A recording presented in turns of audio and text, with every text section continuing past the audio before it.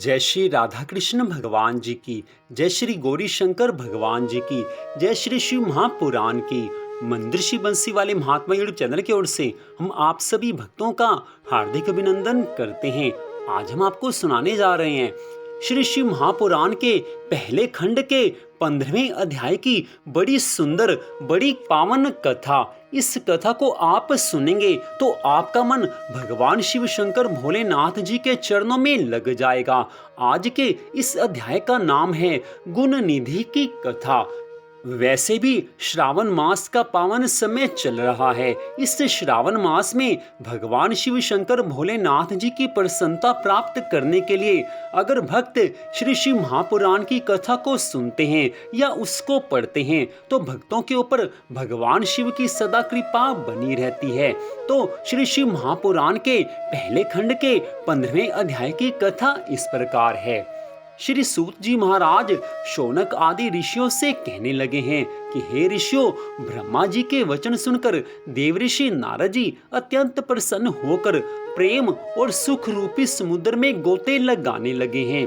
फिर प्रेम पूर्वक इस प्रकार कहने लगे हैं, हे ब्रह्मा जी, आपने जो शिवलोक को सर्वोच्च स्थान देकर उसका वर्णन किया है उसे सुनकर मुझे बहुत प्रसन्नता हुई है, परंतु मेरे मन में एक संदेह उत्पन्न हुआ है। मैंने सुना था कि शिवजी का स्थान कैलाश पर्वत पर है तथा जो शिवपुरी में जाता है उसे कैलाश की प्राप्ति होती है, न किसी अन्य स्थान की। इसलिए आप मुझे ये बताइए कि जो शिवजी कैलाश में निवास करते हैं क्या वे वही शिवजी हैं जिनका कि आप वर्णन करते हैं अथवा ये कोई दूसरे हैं?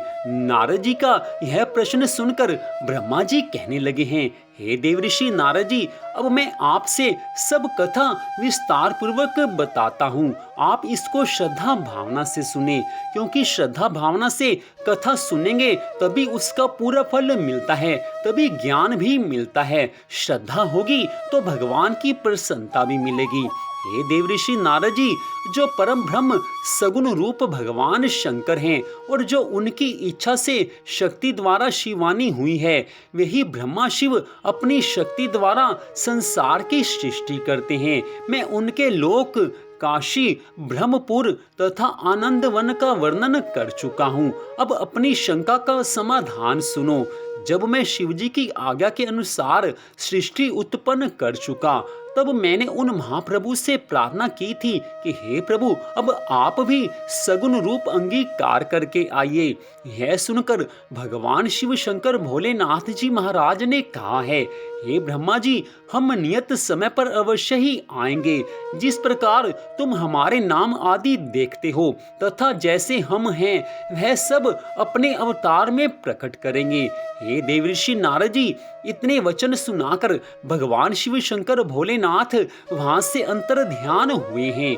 इसके पश्चात भगवान शिवजी निश्चित समय पर प्रकट होकर मेरी इच्छा की पूर्ति के लिए कैलाश पर्वत पर उपस्थित हुए हैं तथा माँ गौरी जी को अपने से पृथक करके स्वयं कठिन तपस्या करते हुए त्रिलोकी का पालन करने लगे हैं। हे देवऋषि नारद जी, भगवान अनंत हैं, भगवान के रूप अनंत हैं, भगवान की लीलाएं भी अनंत हैं, जिसका कोई पार नहीं पा सकता। अब मैं आपसे उस कथा को विस्तार से वर्णन करता हूँ जिस कारण शिवजी कैलाश पर्वत पर आए हैं। जिस कथा का अब मैं वर्णन करता हूँ वह कल्प भेद के कारण दूसरे प्रकार से है, अर्थात मैंने शिवजी की आज्ञा अनुसार संसार को उपजाया और 14 लोक, उपलोक, द्रुपदपुरी एवं कपिला को, जिन्हें देखने से मन प्रसन्न होता है तथा जहाँ काली मृत्यु रूप से बैठी है, प्रकट किया है। पाप नाशनी गंगा के तट पर पापों को हरने वाले कपिल मुनि का पवित्र आश्रम था। उसी स्थान पर यज्ञदत्त नाम के 2 ब्राह्मणों का जन्म हुआ है। यज्ञदत्त यज्ञ शास्त्र में बहुत ही योग्य था।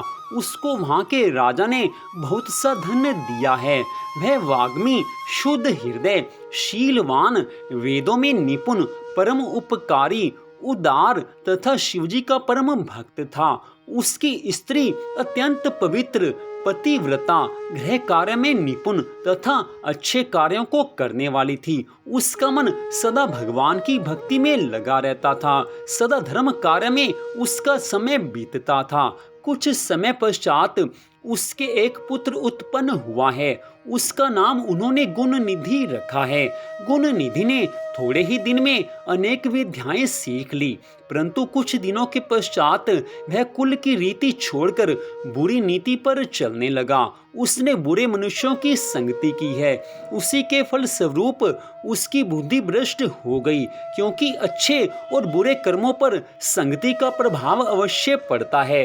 अगर मनुष्य का संग अच्छा होगा तो वह निश्चय ही अच्छे कर्म करेगा, भगवान की भक्ति करेगा, भगवान के चरणों में उसका मन लगेगा। लेकिन अगर मनुष्य बुरे लोगों का संग करेगा तो निश्चय ही वो पाप मार्ग पर चलने लगेगा, क्योंकि बुरे लोग सदा पाप करते हैं। तो बुरे लोगों की संगति करने वाले भी पाप कर्म से नहीं बच सकते। हे देवऋषि नारद जी, इसीलिए हमारे सभी धर्म शास्त्रों में भगवान के भक्तों का संग करने के लिए कहा गया है। जो सदा सत्संग करते हैं उनके ऊपर भगवान की कृपा बनी रहती है। उन्हीं के जीवन में सभी अच्छाइयाँ आती हैं, सभी गुण आते हैं, वही भगवान की भक्ति में लग पाते हैं। हे देवऋषि नारद जी, लेकिन गुण निधि ने बुरी संगत में पड़कर सभी बुरे कर्म करने आरंभ किए हैं। गुण निधि उस अज्ञान अवस्था में बुरे लोगों के संपर्क में आया जाया करता था। धीरे धीरे उसके सब धर्म नष्ट होने लगे हैं। वह वेदों के विपरीत सब कर्म करने लगा है। वह बड़ा छली तथा जुआरी हो गया। उसकी माता उसको नित्य भले भले उपदेश देती, पूरी तरह से ज्ञान चर्चा करती, परंतु वह पिता के निकट कभी नहीं जाता था। जिस समय उसकी माता गृह कार्य में संलग्न रहती, वह उस समय घर की चीजें चुरा कर ले जाता। एक बार उसके पिता ने पूछा कि गुण निधि कहाँ गया।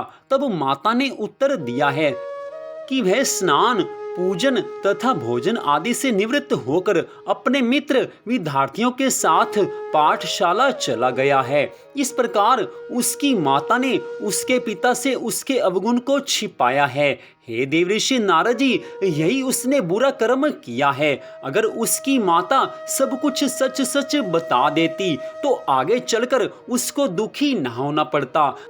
हे देवऋषि नारद जी, जो माता पिता अपनी संतान को धर्म के मार्ग पर लगाना चाहते हैं, उनको कभी भी अपनी संतान के बुरे कर्मों को एक दूसरे से नहीं छिपाना चाहिए। सब कुछ सच सच बता देना चाहिए। अगर माता कुछ छिपाएगी या पिता कुछ छिपाएंगे तो वो संतान कभी भी धर्म कार्य में नहीं लग सकती, क्योंकि संतान को पता है कि मेरी माता या मेरे पिता मेरे बुरे कर्मों को प्रकट नहीं करेंगे। इसलिए उस संतान का भविष्य खतरे में पड़ जाता है। वो कभी भी धर्म कार्यों में नहीं लग सकती। इसलिए जिसने अपनी संतान का जीवन अच्छा बनाना हो, उसे अपनी संतान को धर्म कार्य में लगाना चाहिए तथा साथ ही उसके किसी भी कार्य को माता या पिता से नहीं छिपाना चाहिए। यही हमारे धर्म शास्त्रों में बताया गया है। जो मनुष्य धर्म शास्त्रों को मानते हैं, जो मनुष्य भगवान के बनाए हुए विधान के अनुसार अपना जीवन यापन करते हैं, वो मनुष्य सदा सुखी रहते हैं, क्योंकि जो भगवान की भक्ति करते हैं, भगवान के सब नियमों का पालन करते हैं, भक्ति के सब नियमों का पालन करते हैं, भगवान उन पर सदा प्रसन्न रहते हैं। इसके विपरीत जो भगवान की भक्ति नहीं करते, भगवान के बनाए गए नियमों का पालन नहीं करते, वो कभी भी भगवान की तरफ नहीं चल सकते। वो कभी भी जीवन में सच्चा सुख, शांति, आनंद प्राप्त नहीं कर सकते। बड़ी सुंदर कथा का वर्णन किया है। आज ब्रह्मा जी ने देवऋषि नारद जी से गुण निधि की कथा सुनाई है। बड़ी सुंदर कथा है, बड़ी सुंदर शिक्षा मिलती है कि किस प्रकार अपनी संतान का पालन पोषण करना चाहिए ताकि संतान भगवान के चरणों में लीन हो सके। जो मनुष्य अपनी संतान को भगवान की भक्ति की राह में लगा देते हैं, वो सदा सुखी रहते हैं। इसके विपरीत जो मनुष्य अपनी संतान के बुरे कार्यों को छिपा कर रखते हैं, वो आगे जाकर दुख उठाते हैं। इसलिए हम सबका एकमात्र धर्म यही बनता है कि हम अपनी संतान को धर्म कार्य में लगाएं। लेकिन अगर गलती से भी हमारी संतान बुरे कार्यों में लग जाए तो उससे अपने माता या पिता से नहीं छिपाना चाहिए।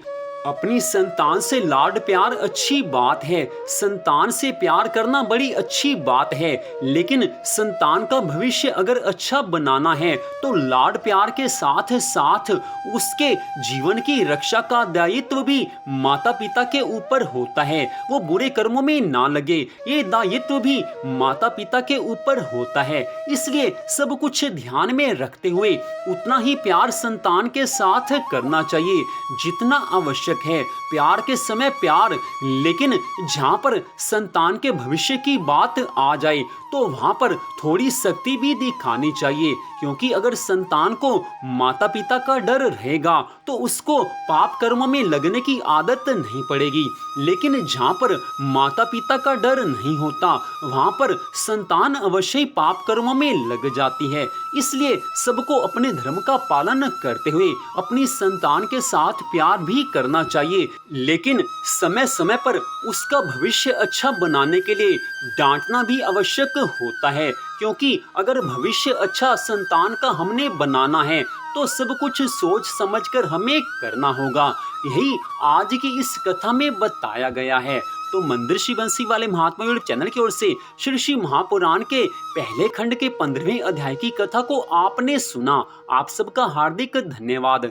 भगवान श्री राधा कृष्ण जी की, भगवान श्री गौरी शंकर जी की, श्री श्री महापुराण की कृपा सदा आप सब पर, आपके परिवार पर बनी रहे, इसी मंगल कामना के साथ जय श्री राधा कृष्ण भगवान जी की, जय श्री गौरी शंकर भगवान जी की, जय श्री श्री महापुराण की। ओम नमः शिवाय, ओम नमः शिवाय, ओम नमः शिवाय।